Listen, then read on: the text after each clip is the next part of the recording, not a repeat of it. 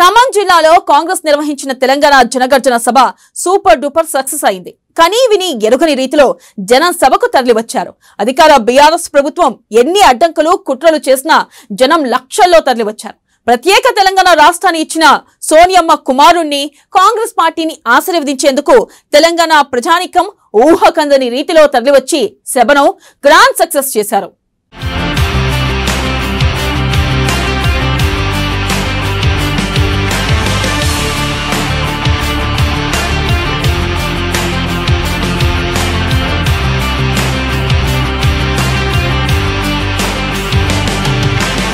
ఖమ్మం గడ్డపై జనగర్జన సభలో పాల్గొన్న కాంగ్రెస్ అగ్రనేత రాహుల్ గాంధీ భారీ జనసందోహాన్ని చూసి ఉత్సాహంగా ప్రసంగించారు. ఖమ్మం జిల్లాను కాంగ్రెస్ పార్టీ ఖిల్లాగా అభివర్ణించారు. మీ మనసుల్లో మీ రక్తంలో కాంగ్రెస్ ఉందంటూ పీపుల్స్ మార్చ్ చేసిన సేల్పు నేత భట్టి విక్రమార్కను అభినందించారు. భట్టి 1000 కిలోమీటర్లు పాదయాత్ర చేసి పేదలకు భరోసా కల్పించారని కొనియాడారు.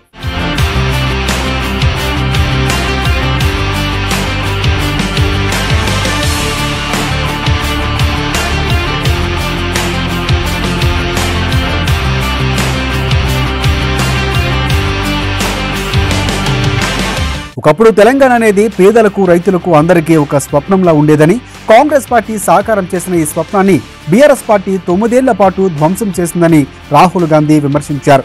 కేసీఆర్ తెలంగాణకు తాను రాజులాగా భావిస్తుంటారని, తెలంగాణ రాష్ట్రాన్ని ఆయన తన జాగీరా అనుకుంటున్నారని రాహుల్ గాంధీ విమర్శలు గుప్పించారు. चीफ मिनिस्टर सोचते हैं कि वो तेलंगाना के राजा हैं, कि तेलंगाना उनकी जागीर है, उनकी है।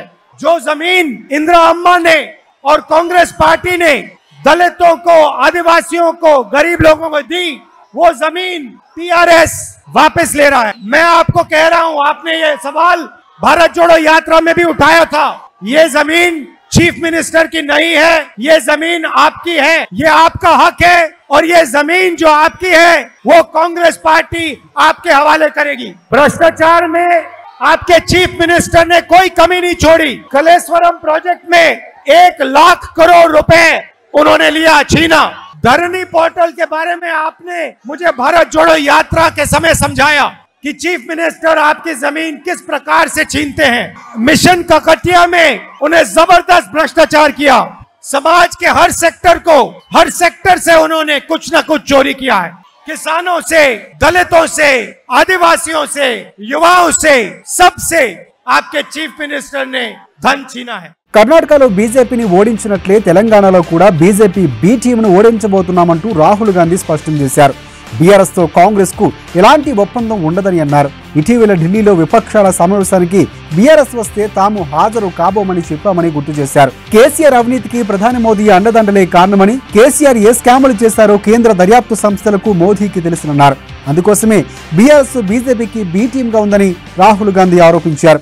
हमने पार्लियामेंट में बीजेपी के खिलाफ हम खड़े हुए, पार्लियामेंट में कांग्रेस पार्टी बीजेपी के खिलाफ खड़ी रही, मगर टीआरएस और आपके चीफ मिनिस्टर ने बीजेपी की बी टीम का काम किया। जब हमने किसान बिल का मुद्दा उठाया तो पार्लियामेंट में टीआरएस ने बीजेपी की पूरी मदद की। जो भी नरेंद्र मोदी जी चाहते हैं आपके चीफ मिनिस्टर उनके लिए कर देते हैं, क्योंकि नरेंद्र मोदी के हाथ में आपके चीफ मिनिस्टर का रिमोट कंट्रोल है। कांग्रेस पार्टी ने पहले वरंगल में रायतू डिक्लेरेशन किया, उसके बाद हैदराबाद में यूथ डिक्लेरेशन किया, और आज आपके लिए एक ऐतिहासिक कदम उठा रहे हैं। తెలంగాణ రాష్ట్రంలో సోనియమ్మ రాజ్యం రాబోతుందని, సంక్షేమాన్ని అభివృద్ధిని ప్రజలకు అందిస్తామని రేవంత్ రెడ్డి అన్నారు.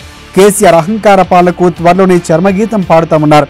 కేసీఆర్ పాలనలో అన్ని వర్గాల ప్రజలు తీవ్ర ఇబ్బంది పడ్డారని, కాంగ్రెస్ పార్టీ అధికారంలోకి వచ్చాక సమస్యలన్నీ పరిష్కరిస్తామని అన్నారు. కాంగ్రెస్ జెండా ఎగిరేసిండ్రు. అందుకే మిత్రులారా, రాబోయే 4 నెలల్లో డిసెంబర్ 9 ఆనాడు కాంగ్రెస్ పార్టీ రాష్ట్ర ఏర్పాటు ప్రక్రియను ప్రకటించింది. డిసెంబర్ 9 శ్రీమతి సోనియా గాంధీ గారి జన్మదినం. మీ అందరి తరఫున రాహుల్ గాంధీ గారికి నేను మాట ఇస్తున్నా, రాబోయే డిసెంబర్ 9 నాడు తెలంగాణ రాష్ట్రంలో కాంగ్రెస్ పార్టీ అధికారంలో ఉంటుంది.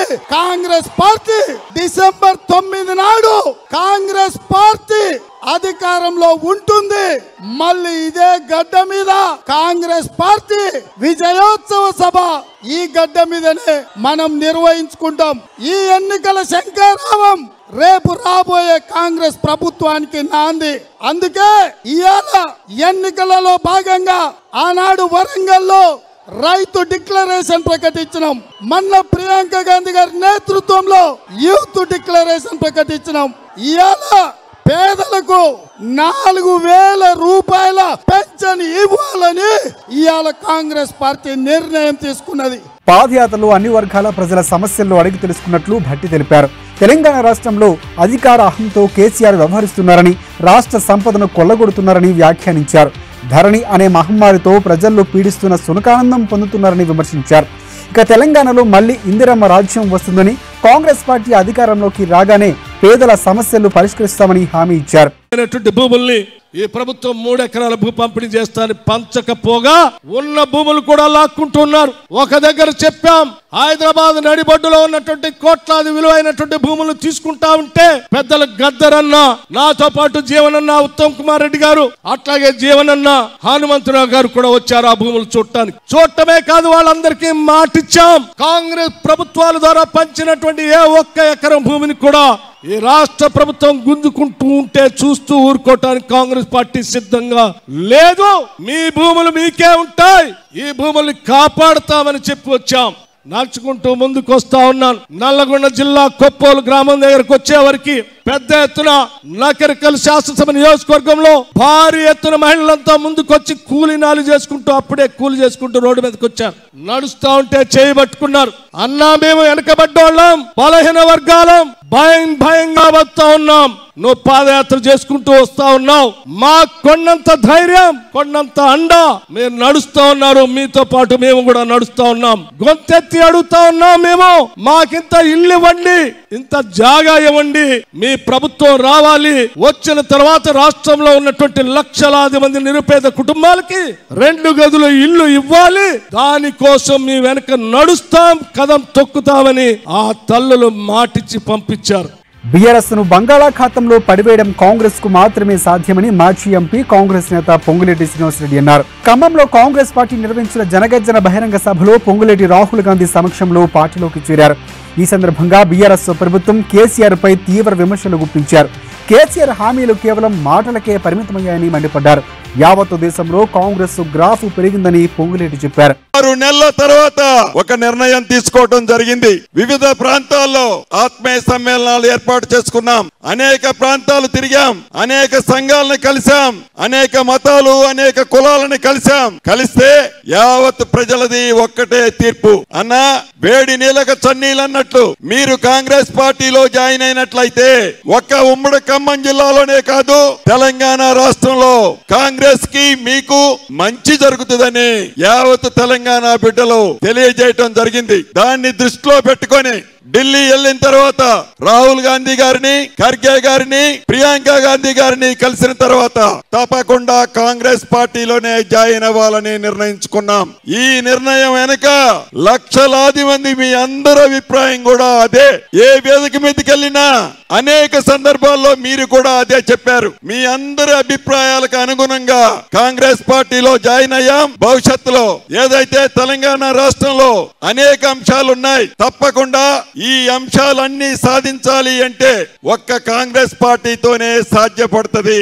ఈనాడు అధికారంలో ఉన్న బీఆర్ఎస్ పార్టీ బిర్రగిస్తే బిర్రక ఒక పక్క బీఆర్ఎస్ పార్టీ ఉంది, రెండో పక్క యాంటీ గవర్నమెంట్ ఓటుతో పాటుగా కాంగ్రెస్ పార్టీ ఉంది.